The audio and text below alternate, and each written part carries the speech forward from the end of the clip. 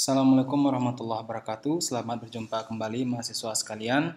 Pada hari ini kita akan melanjutkan topik kita mengenai pembelajaran bahasa Inggris, khususnya mengenai tenses.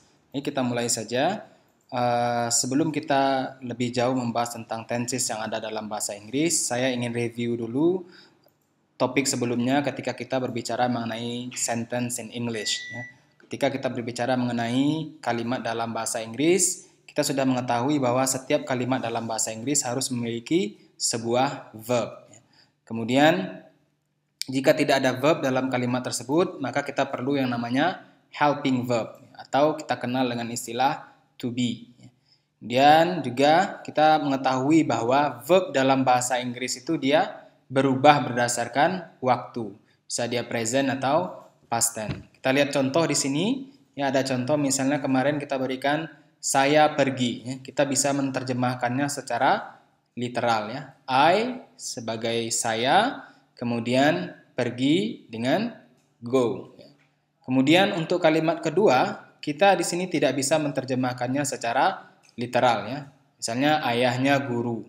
Kita tidak bisa menerjemahkannya his father teacher. Kenapa? Karena di sini tidak ada verbnya, belum ada verbnya. Maka kita perlu helping verb. Begitu juga untuk kalimat yang kedua dan kalimat ketiga ya. She is beautiful, they are in the class. Sama, ini is adalah helping verb. Karena kata cantik di sini bukan kata kerja, sehingga dia perlu to be untuk mengganti kata kerja. Oke, baik, itu adalah dasar dari struktur dalam bahasa Inggris, bahwa setiap kalimat harus ada verbnya. Oke, sekarang kita akan lanjut pembahasan mengenai tense itu sendiri. Baik, kita mulai dari konsep tense. Seperti yang telah saya jelaskan tadi, bahwa tense dalam bahasa Inggris itu pada dasarnya merujuk pada perubahan kata kerja karena perubahan waktu. Bisa dia present atau past tense. Sedangkan future itu tidak termasuk ke dalam tense. Kemudian selain tense juga ada topik lain yang kita bahas, yaitu mengenai aspek. Aspek juga memberikan informasi tambahan dari tense tersebut. Misalnya apa? Ada aspek continuous, aspek perfect, ataupun aspek perfect continuous jika kita gabungkan. Di sini kita mengetahui bahwa hanya ada dua tense dalam bahasa Inggris. Selain itu adalah modifikasinya. Nanti kita lihat satu persatu dari tense tersebut. Oke, pertama kita lihat bahwa untuk bentuk simple, present itu selalu diwakili oleh verb pertama. Kemudian past tense nanti diwakili oleh verb kedua atau bentuk kedua. Kemudian continuous. Yang perlu kita catat di sini adalah bahwa untuk continuous di sini ya, yang menjadi penanda continuousnya adalah bentuk ing. Baik dia present ataupun nanti past tense. Yang membedakan dia present adalah to be-nya ya, karena verb-nya di sini sudah berubah ya, sudah berubah dengan bentuk ing, maka tidak ada lagi penanda dia present atau past tense. Oleh karena itu kita tambahkan to be di sini ya, am, is, are untuk present atau was atau were untuk past tense-nya. Sehingga kita bisa mengetahui dari namanya present continuous. Present-nya adalah keberadaan to be-nya, sedangkan continuous adalah keberadaan bentuk verb ing. Bentuk perfect ini biasanya dia menggunakan bentuk past participle. Kalau yang ing tadi ini namanya present participle, kalau yang perfect ini namanya past participle.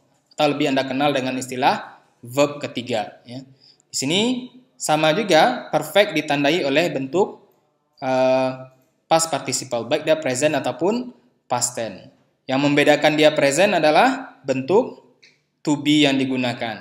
Ini menggunakan has atau have, sedangkan untuk yang past tense dia menggunakan had. Sehingga dari namanya kita tahu ya, present ini yang has dan have, kemudian perfect yang past participle-nya.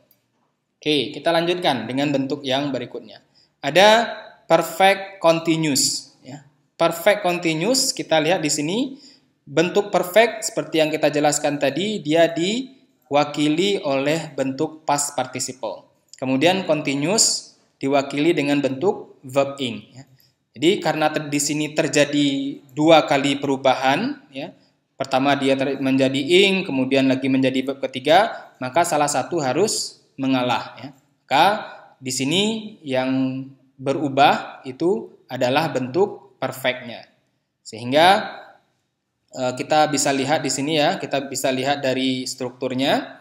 Sini ada verb ing, menandakan kalau dia continuous. Sedangkan bentuk perfect itu ditandai dengan bentuk been. Ya. Been ini adalah bentuk past participle dari be. Ya. Jadi be, kemudian bentuk past participalnya been. Kemudian bentuk present participalnya jadi being. Ya, oke.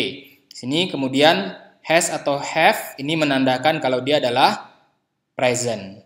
Sehingga kalau nanti Anda ingin merubahnya menjadi past perfect continuous, maka cukup ganti has atau have-nya menjadi had. Jadinya had been verb ing.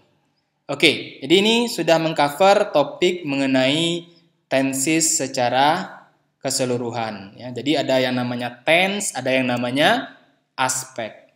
Kemudian juga nanti ada bentuk lain yang namanya mood modal atau modal auxiliary, itu menjelaskan tentang, salah satunya menjelaskan tentang future. Ya.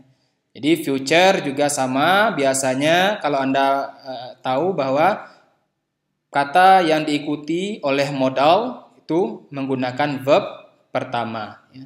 Kemudian nanti kalau seandainya dia berubah present atau past, yang berubah adalah bentuk modalnya. Ya. Can menjadi could, ya, may menjadi might, kemudian ada shall menjadi should, dan sebagainya. Oke.